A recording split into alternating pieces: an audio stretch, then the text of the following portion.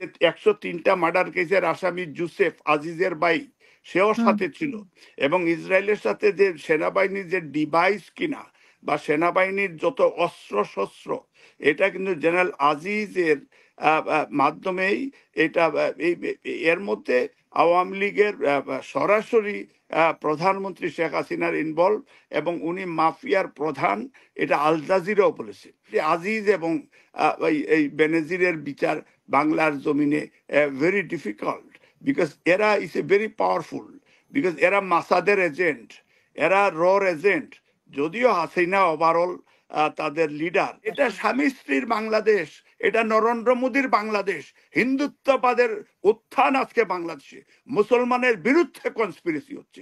এইগুলির থেকে দেশকে পুনরুদ্ধারের জন্য এইসব এইসব এই যে আজিজ গং, এই মাফিয়া চক্র, এই গণতান্ত্রিক এই যে মাফিয়ার প্রধান শেখ হাসিনা, ওদের পতন নিশ্চিত না করলে বাংলাদেশের সেই সাম্য, মানবিক মর্যাদা, ন্যায়, বিচার কোনোদিন ফিরে আসবে না। আজকে যে বিষয়টা ওই যে এমপি আজিমের যে বিষয়টা উনি বলেছেন, যে এটা এটা ধ্রুব সত্য, বাট এইখানে ওনারা উনি is a kind of mafia হিসাবে বাংলাদেশের আওয়ামী লীগের অনেক নেতারাই বিভিন্নভাবে তাকে এই এমপি আজিমের বিষয়টা, এবং তারা বিশ্বাস করেন যে উনি ওই যে 100 জন ইন্ডিয়ার প্রতিনিধি ছিলেন গত নির্বাচনে, তারা ডিক্লিয়ার করেছেন, এর মধ্যে আজিম একজন। তো এইখানে এইখানে রর খেলা হইতে পারে, যে এখানে বাগাবাগির বিষয় হইতে পারে, বিকজ আপনি যখন আপনার মাফিয়া যেমন সোনা, চালান, ড্রাগ, বিভিন্ন ধরনের ইনভলভমেন্ট এই এমপি আজিমের ছিল। তো এবং তারা মূলত ওনাদের সেকেন্ড হোম ইন্ডিয়া, ক্যালকাটায়, এবং এইখানে ওনার একাধিক ওনার ফ্ল্যাট বাড়ি রয়েছে সেখানে। এটা আপনার ইন্ডিয়ান দীপক আমাকে এটা কনফার্ম করেছেন। দীপক আবার এই শেখ হাসিনা ফ্যামিলির সাথে এই আপনার জয়ের সাথে খুব ভালো সম্পর্ক।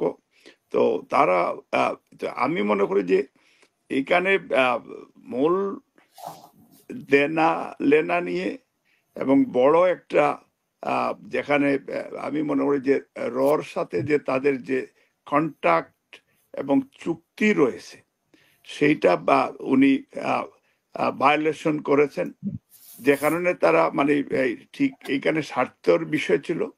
এখানে যে কারণে উনারকে বাগবাটুরা নিয়ে, যে কারণে এটা ট্রুলি যে এটার জন্য টোটাল রেসপন্সিবল, যে কিন্তু কারণে ওনারা তো বলছে এটার সাথে ইন্ডিয়ার সাথে কোনো সম্পর্ক নয়, ভারতের সাথে। ইন্ডিয়ার সাথে সম্পর্ক, কারণ ইন্ডিয়ার সাথে সম্পর্ক না হলে ইন্ডিয়ান পুলিশ যেহেতু তার দেশে এই ঘটনাটা ঘটেছে, তদন্ত করে কেন ইমিডিয়েটলি রিপোর্ট কেন করে নাই এখন পর্যন্ত কিন্তু করছে না। তো এই বিষয়টার জন্য আমি মনে করি যে এটা এটা পার্ট অফ ইন্ডিয়ান খেলা, এবং এটা তো এই সরকারও তো ইন্ডিয়ান। তো এইখানে মানে যে অবাকের কিছু নাই, কারণ তারা তো এটা এটা হচ্ছে তারা মনে করে যে এটা তাদের ইন্ডিয়ানদের বাংলাদেশ বর্তমান, এবং এটা ওয়ান কাইন্ড অফ সিকিম বর্তমান বাংলাদেশ। এই মাফিয়া চক্র যে কারণে তারা এইটা এই দেশ থেকে তারা নিয়ে, আপনি যদি দেখেন যে ওই যে ইন্ডিয়ার বিভিন্ন ডকুমেন্টারিতে যদি দেখেন, তারা যখন ইন্ডিয়ান পুলিশ যখন আপনার বিভিন্নভাবে ইনকোয়ারি করে, তারা বাংলাদেশকেও তাদের একটা টেরিটরি হিসাবে তারা বিভিন্নভাবে তারা ইনকোয়ারিতে পাঠায়, ইনকোয়ারি করে। তো আমি মনে করি যে এটা হচ্ছে, এটা আলটিমেটলি এটা বেরিয়ে আসবে, এবং সেইখানে ওই যে আপনার 500 কোটি টাকার এই খেলাটাও আছে। তা আমি মনে করি যে এটা এটার জন্য যারাই করেছে এটা, এই মাফিয়া চক্রর এটা খুব নর্মাল বিষয়। এর আগেও আফটার লিবারেশন আমরা দেখেছি যে যখন জাসদের একজন এমপি তৈমুস মার্ডার, আর ওই যে জাসদের এবং ওই আওয়ামী লীগের এমপিরা তখন কিন্তু ওই যে অনেক বিষয় তারা নিজে যে আওয়ামী লীগের এমপি ছিল তৈমুস, তাকে হত্যা করেছিল এইভাবে এবং তখনকার আপনার বাংলাদেশের আপনার রক্ষী বাহিনীর ইনভলভ ছিল। তো এটা এই বিষয়টা এটা আমি মনে করি যে এটা মাফিয়া চক্র থাকলে এই ধরনের ঘটনা অস্বাভাবিক নাই। তো আরেকটা যেটা আপনি আজিজের যে বিষয়টা আর বেনজির, কিন্তু এর আগে শুনেন বাংলাদেশকে আপনার এই যে এখন এই যে একদলীয় শাসনে আনার পিছনে তিনজন মানুষ সরাসরি রেসপন্সিবল। একজন হচ্ছে জেনারেল মঈন ছিল, আর তার সাথে সহযোগিতা করেছে আপনার ফখরুদ্দিন, এবং সেটা ইন্ডিয়ার টোটাল প্ল্যান বাস্তবায়ন করেছে পলিটিক্যালি শেখ হাসিনার মাধ্যমে।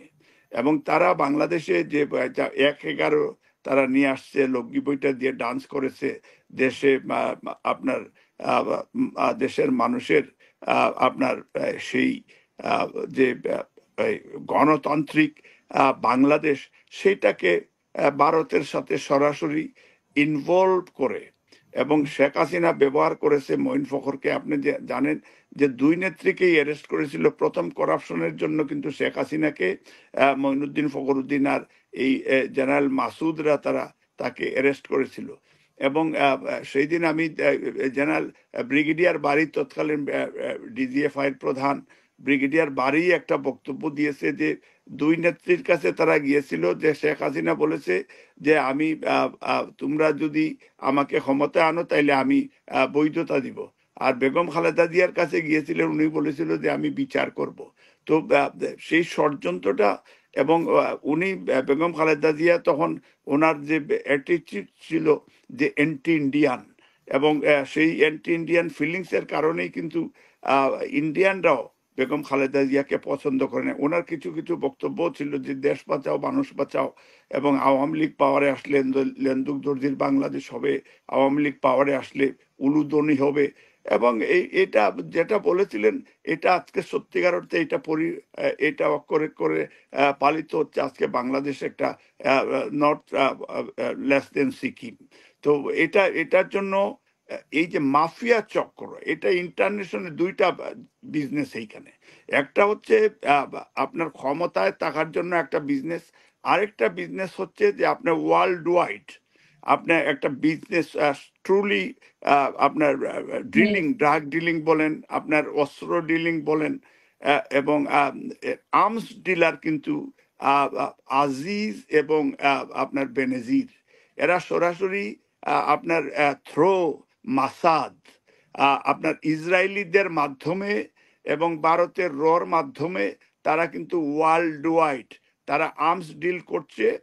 এবং এবং বাংলাদেশের তারা কিন্তু শেখ হাসিনার প্রতিনিধি হিসাবে এই যে ইসরায়েলের সাথে সুসম্পর্ক বিল্ড আপের মূল 2 নায়ক, এক নম্বর হচ্ছে জেনারেল আজিজ এবং একজন হচ্ছে বেনজির।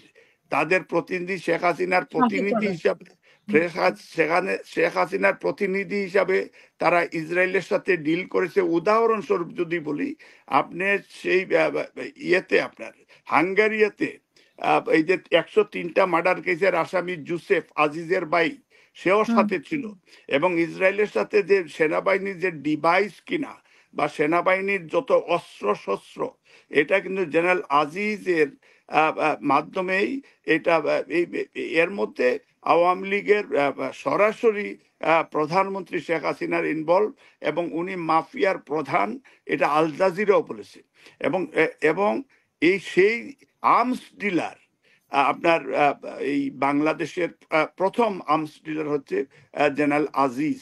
তারপরে হচ্ছে আর্মস ডিলিং, এই যে পুলিশ থেকে শুরু করে ইন্টারন্যাশনাল ডিলিং এর মধ্যে আপনার বেনজিরদের বিচার কিন্তু বাংলার জমিনে হবে না।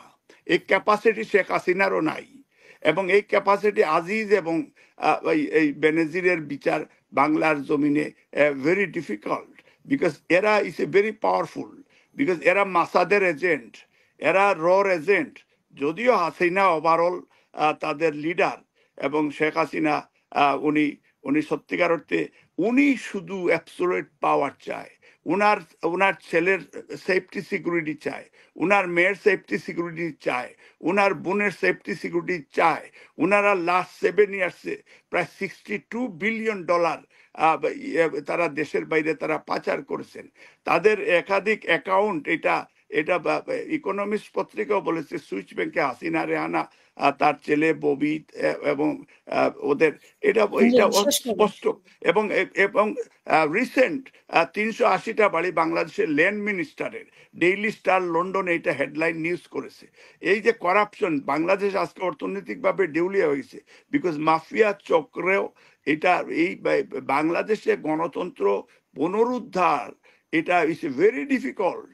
আমি মনে করি যে আজকের দুইজন আমাদের অত্যন্ত বিজ্ঞ আলোচক, ওনারা বাংলাদেশের মানুষের কাছেও তাদের একটা কনফিডেন্স আমি আছে। অনেকের সাথে আমার ইন্ডিভিজুয়ালি কথা হলে তারা ওনাদের টক শোতেও এটা এই বিষয়টাগুলি।